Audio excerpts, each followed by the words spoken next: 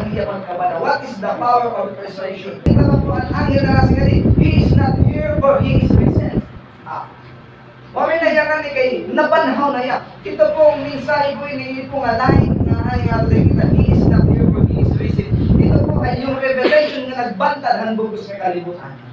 Hindi po ang revelation nga kundi nagbago ang bugos ng kalibutan. Amen. Tingnan po natin. Sila po pagano mo nito, di ba? Pagano.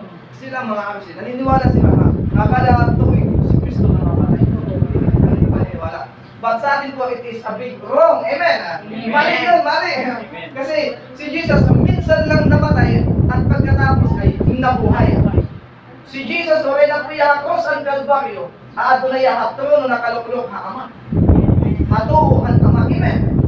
Kaya minsan na hiya namatay. Hindi na natin pwede pa ulit-ulitin pa na hiya mamamatay. Wala na yan din eh. Halog nga na wala na po yung Kristo. Amen. Papaano po ito na po? Kasi ang natin po ginagagamit ng Jesus, siya po ay napaka-powerful. Nabisan nga niyong kamatayan. Pagka naliya, halog ka ni kamatayan. Dali pa yung kamatayan. Dali na ang anak ang Diyos. Aabong niya na, aabong kahong. Kasi Jesus na mag-powerful. Amen. Pagka naliya ng kamatayan, gusto siya iyakapin ni kamatayan. Prisuhon ni kamatayan. Sobrang niya ng kahong. Ginawa siya ni kamatayan. Sobrang niya ka-powerful. Sobrang niya kagamahanan. Ang prisuhan ni kamatayan si Jesus ko ay isinukan ng prisuhan.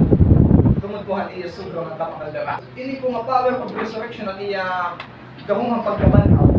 Maging ang mga kaupod niya dito itong kamatayan isinuka ginapon ni kaupod niya. Di ba sabihan ng Bible? Tamo ang mga nabanhaw kaupod ni Kristo. Yung kahong po ang iya pagkabanhaw until nila nagbabanhaw lagi hapon. Kaya ano, yung mga tayo po na makasalanan, sabi sa Ephesians chapter 2, may mga nagkikayakan yan eh, patay ang tao tungkol ang kasalanan.